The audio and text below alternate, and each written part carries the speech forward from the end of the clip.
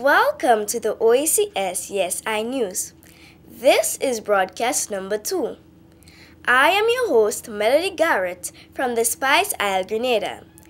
Thank you for joining the broadcast. In our program, one student has responded to the coronavirus through poetry. Parents and teachers share their experiences with learning at home, a new reality facing us, and nearly 2,000 students benefit in one OECS territory from devices and internet access to support online learning. This is the OECS Yes I News broadcast.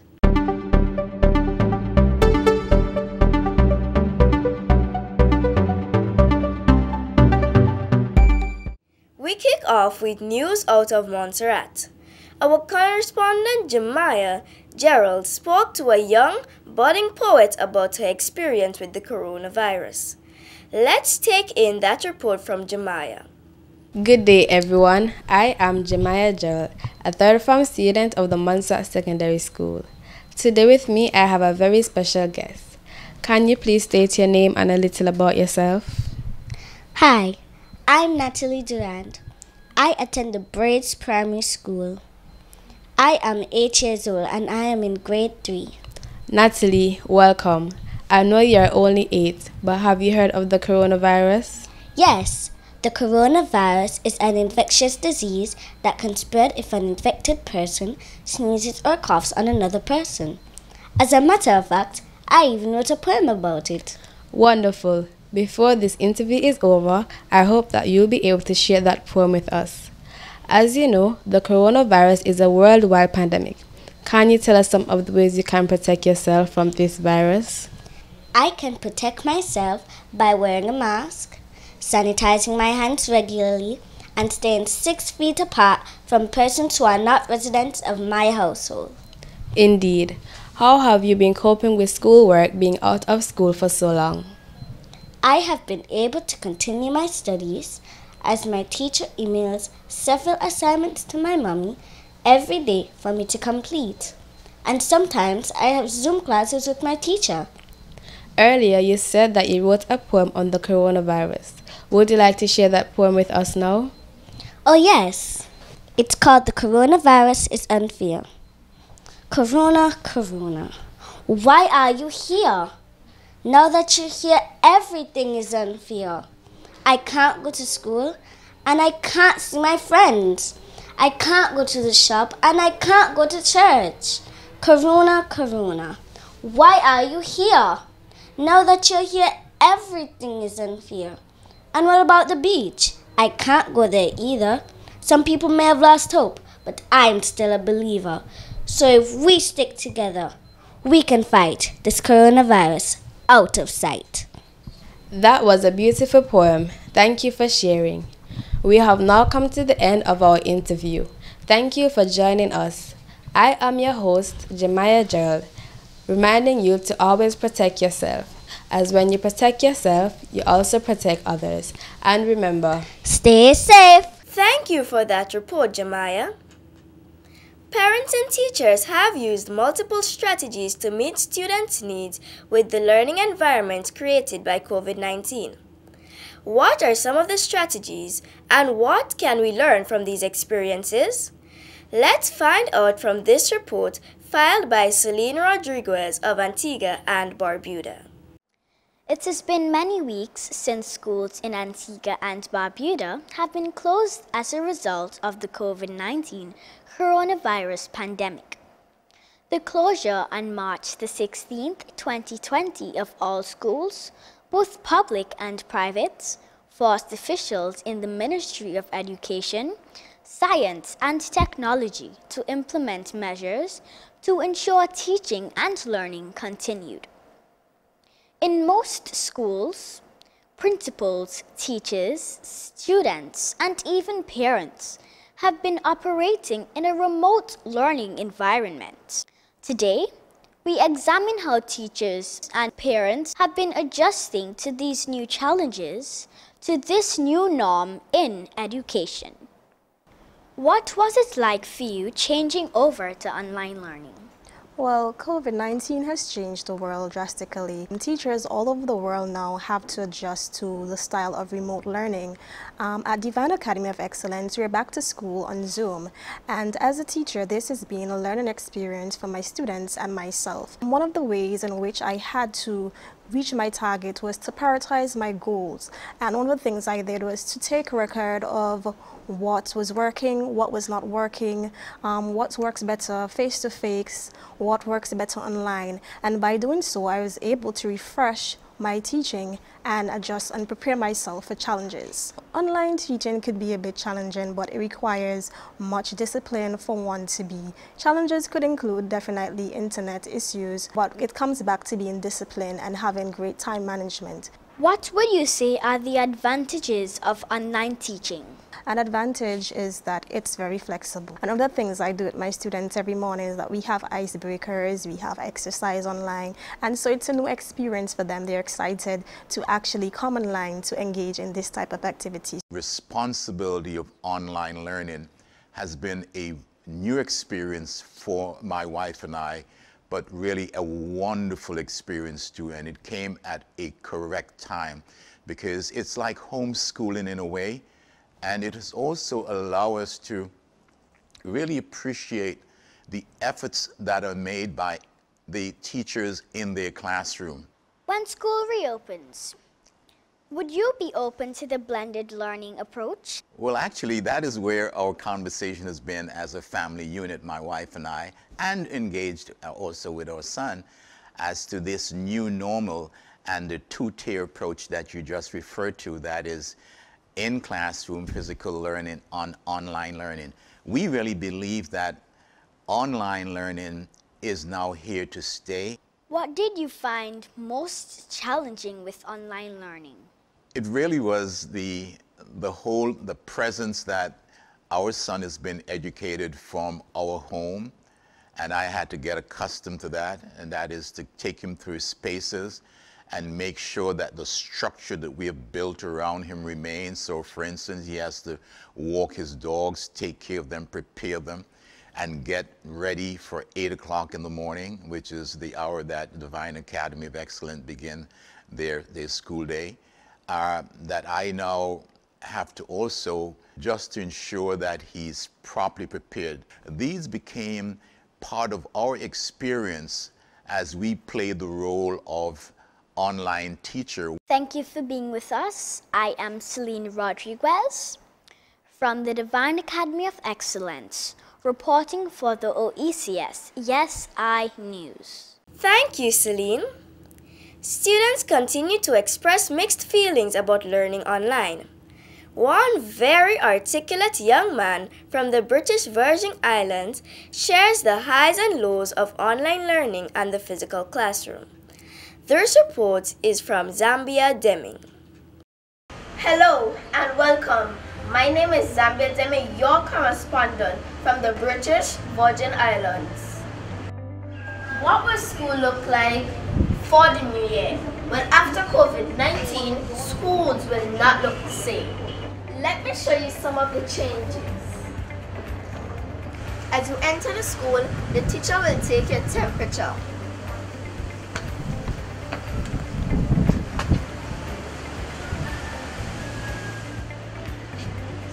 You must wash your hands or sanitize.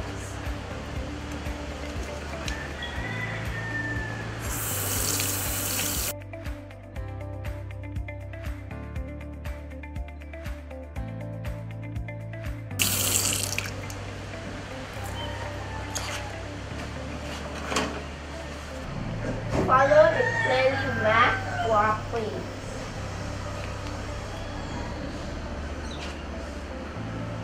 In the classroom and on the playground, maintain social distancing of 2 meters or 6 feet. If you must speak to someone, do not forget to wear your mask. We can no longer share snacks or lunch. No general assemblies. Today I will be speaking with Principal Orlando Crabb of the Joyce Samuel Primary School and student Savion James of the LTS Catliff Primary School. Principal Crabb, tell us about your experience. As a school leader during this global pandemic, our roles have remained mostly unchanged. We are still supporting teachers, instructional practices, and advocating for our students. This comes in the form of visiting virtual class sessions on a daily basis, liaising with teachers regularly about student attendance, performance, and conduct, and giving feedback and support as teachers plan for and execute instruction. Thank you, Principal Crab. Savion, tell us about your experience. I have different mixed feelings about online education. For me, I would say yes, but still no at the same time. As you said, blending learning, because everyone learns in different ways, and it's not that everybody is techno-savvy or can operate the computer or has a computer. I like the classroom better because you get to interact with your teacher and you get to have more fun. I do like online learning because it is easier to share the content, and you can share like videos instead of when you have the classroom you have to call up everyone to the computer or the TV. Thank you. I am Zambia Demin from the Brigada Flax Educational Center Primary School, reporting for OECS Yes I News. Great work, Zambia. We certainly appreciate the insights into what took place at your school. OECS countries have stepped up in meeting the needs of citizens to support the education response to COVID-19. For example, students in St. Kitts and Nevis have received 1,600 devices along with internet access. Raina Martin tells us more. I am Rainier Martin, reporting for the OECS Yes I News in St. Kitts and Nevis. Today, we will be focusing on some of the initiatives that the Ministry of Education has implemented to enhance the teaching and learning during the COVID-19 pandemic. With us is the Chief Education Officer, Dr. Debbie Isaac. How are you, Dr. Isaac? I'm doing well, thank you. Dr. Isaac, what are some of the initiatives that the Ministry of Education has implemented to enhance the teaching and learning during the impact of the COVID-19 pandemic? Well, the Ministry of Education has implemented several initiatives, but I would like to just highlight a few of them. We have distributed over 1,600 devices to students on the islands of St. Kitts and Nevis. We have also made available the internet. We made it accessible to those who have requested the need for this service. We went as far as to train most of our teachers on the use of MS Teams. This is a Microsoft Teams, which is the standardized learning platform for the Ministry of Education on St. Kitts and Nevis. And one that is of real excitement for me is the return of the students, the fifth formers, into the learning space. They had to do a lot at the schools to make sure that they were compliant ready. So we collaborated with the National COVID Task Force and the Ministry of Health to make sure that the protocols and guidelines were in place for students to return to their learning spaces. So really, that was really exciting for us. So, Thank you, Dr. Isaac, for sharing with us some of those wonderful initiatives that the Ministry of Education has implemented so far. As we continue, we now have Janicia Williams from the Washington Archibald High School. Janicia, how has learning continued for you at home? Well, Rainy, as you know, school has been closed prematurely. However, my school distributed care packages that included assignments, activities, which has been keeping us engaged since the closure of school. Also, teachers have been continuing to teach us via Zoom, Emoto, and the newly introduced learning platform, Microsoft Teams. Wow, that's awesome. It's really cool that you're still able to continue learning even though you're not actually at school. So, How do you feel about returning to school when it reopens?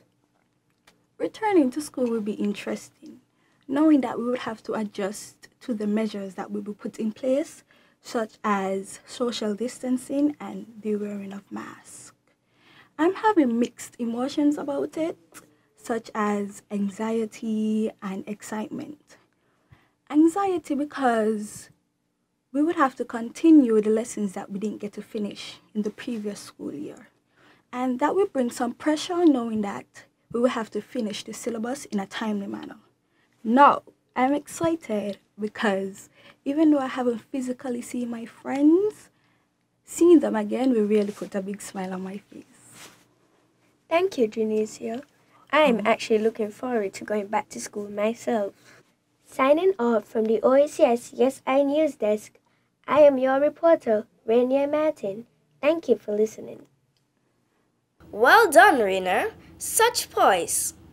And finally, with some news from my home country. Grenada has received its second shipment of e-book devices. The devices are expected to promote quality e-learning and overall education deliverables in schools. The e-learning devices come equipped with interactive CXC-related material for test preparation. It is important to note that the e-learning devices can be used offline, which means that no internet access is needed to access the preloaded material. A rather elated Education Minister, Honorable Emmeline Pear, spoke of the importance of the devices at this time when the entire world has to adapt to new initiatives due to the COVID-19 pandemic. This week happens to be a very important week as it relates to our e-learning agenda. As you know, some time ago we indicated that we did have a delay in terms of the shipment of our first set of devices for secondary schools. Quite obviously, the international travel issues have compounded that, and we are so very happy that this week we have been able to take out of the airport or shipments of devices. So we had the first shipment that arrived in June, towards the end of June, and then we have the second shipment that arrived early in July. So actually 2 shipments came in thus far. There's one more shipment to complete 100% for secondary school, and we expect that in the week coming. We have come to the end of our program. Our next broadcast is scheduled for September 10th, 2020. We invite you to join the broadcast with OECS youth leaders as hosts. I am Melody Garrett, and this has been the OECS Yes I News.